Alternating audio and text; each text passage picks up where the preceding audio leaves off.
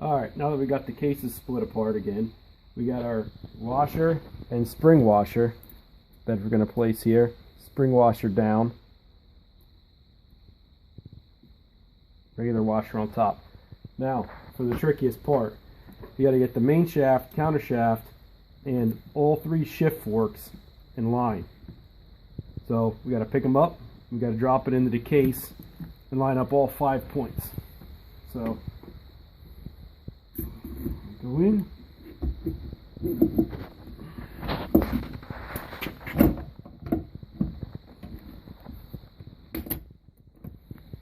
Gently wiggle them all down. Now they're all in place. What I didn't say before I dropped them in is that the easiest way to do this is oil all the ends of the shift forks where they go in, and oil the bearings, oil everything up nice. So it'll reduce the friction so they won't bind up on you.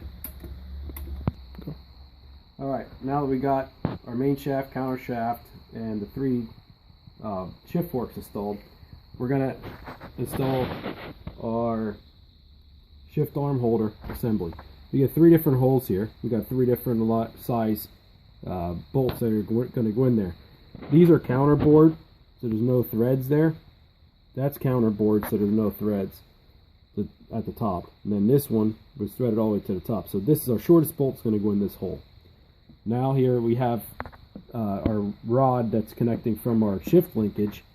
So we want to try to keep this in the 12 o'clock position so it'll line up with here. So basically just drop it in. Get everything to line up in the position. We got our 3 bolts. Remember, shortest one in the corner. Put all 3 bolts in and torque them down to specification. Alright, next we're going to install the reverse idler gear and the reverse idler gear shaft. Now you have a torque pin on there that holds the shaft in from rotating. So drop it right in. Next we're going to install the reverse idler gear chain. Alright, there goes the compressor again. But we got our reverse idler gear change arm in place. Get the technical name for it, but get that in place, install the screws,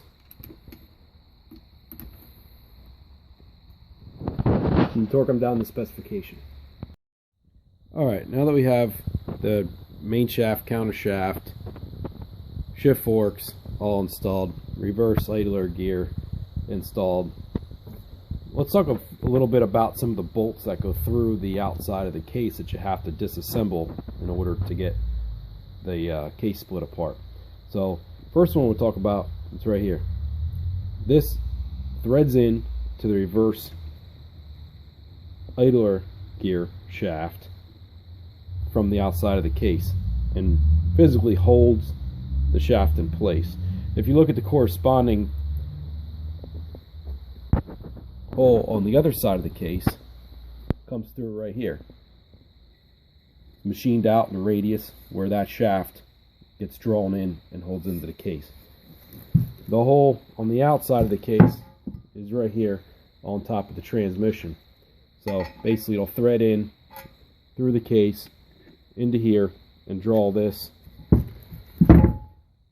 into that spot on the case. The next thing we're going to talk about are the detent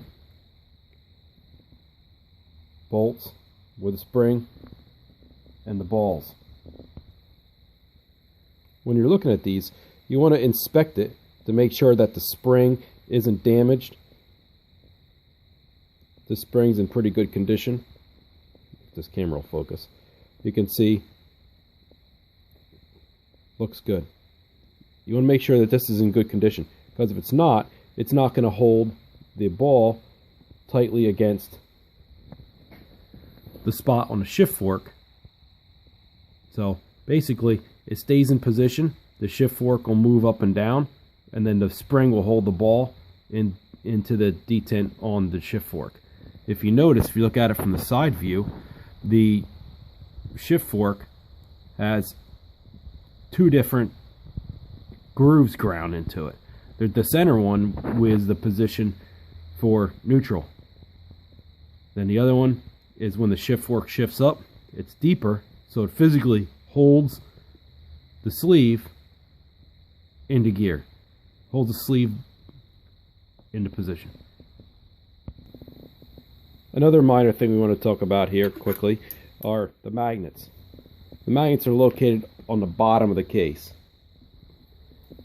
They sit in this little holder. So basically, any minor metal shavings that come off of the gears when the synchros line up, any of those minor pieces of metal that come off here when the sleeve goes up, hits the synchro, and then jumps onto the teeth of the gear. Sometimes you'll get a little bit of material that'll come off there into the oil, so that it's heavier, so that it'll settle to the bottom of the oil and get grabbed by the magnet. So magnet keeps all the junk in the bottom. You want to clean this as much as possible every time you take the case apart. So I cleaned this up. I'm going to clean it a little bit more.